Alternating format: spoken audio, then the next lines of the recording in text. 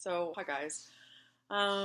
Again, I am going to be speaking to a couple of questions that were brought forward by a viewer, as there was quite a few interesting components to her review, and I wanted to address all of them in as much detail as I possibly could.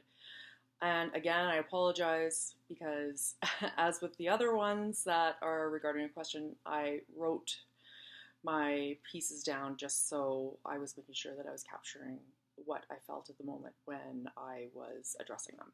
So just let's get right to it. This question is regarding the notion of the typical female stereotype of the girly girl and not fitting in with that gender stereotype. That's a really tough one, at least for me as an INTJ. I found it was very difficult to make sense of the other girls around me and how I fit in. I always felt that I was the odd one out when it came to understanding typical female roles.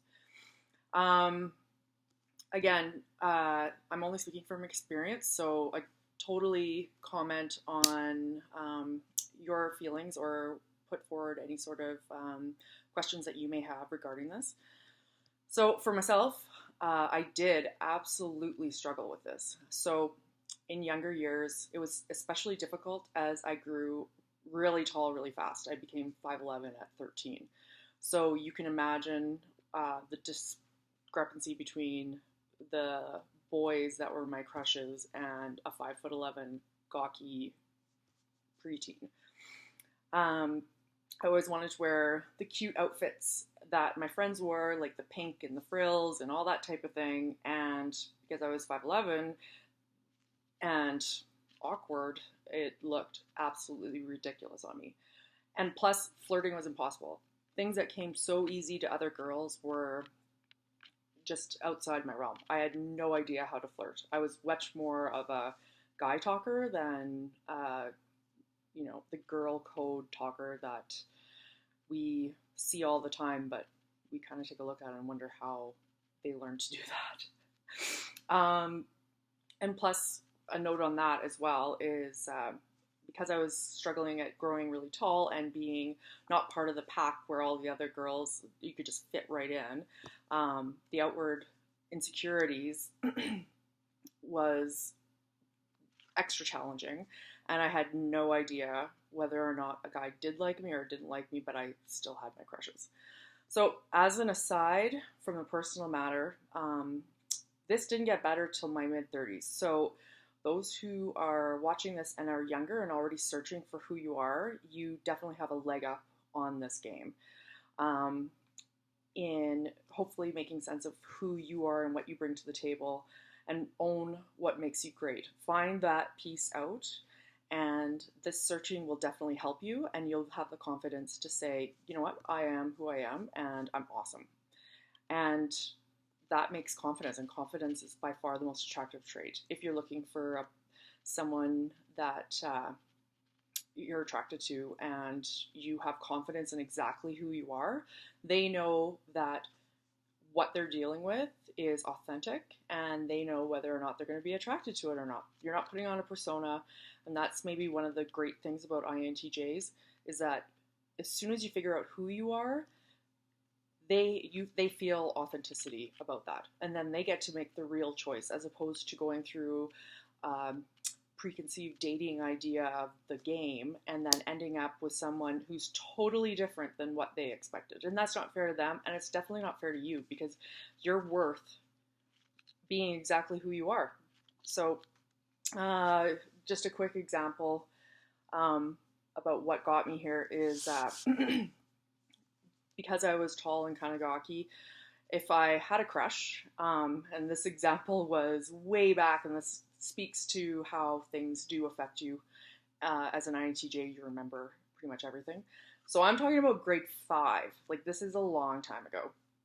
And one particular time, there was a boy who pulled me aside and told me I was ugly and feel sorry for anyone that I liked. And he didn't know that it was actually him that I had a crush on. However, because INTJs have a tendency to have the hard exoskeleton and the soft inside. When that's not, inside isn't developed yet, it's crushed and it just goes right through. So it made it difficult for me to move forward in dating for a while because of the fact that I had to feel like I had to keep this shell over top of me, that I wasn't good enough or that type of thing. So again, speaking to you INTJ females and males who are younger, this is great that you're already looking into this stuff because you're going to be miles ahead of knowing what you bring to the table and how worthy you are.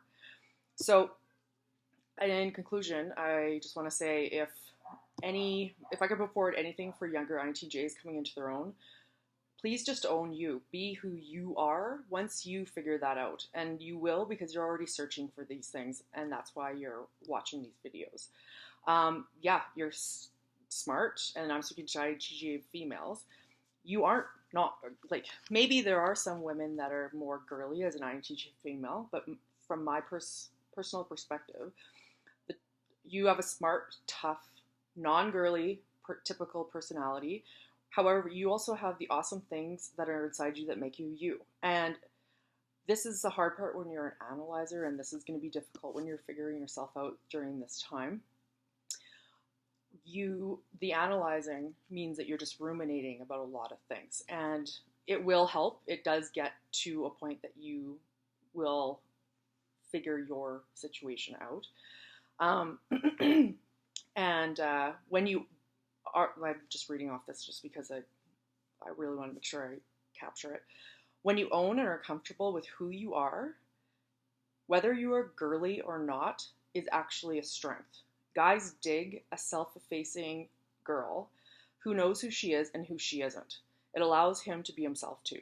So in closing, I just want to mention, I hope this helps. If there is any other questions regarding any topics that you're interested in covering or comments, I'd love to hear them. And yeah, I'll be doing another video here today and then taking a few days off. Thanks.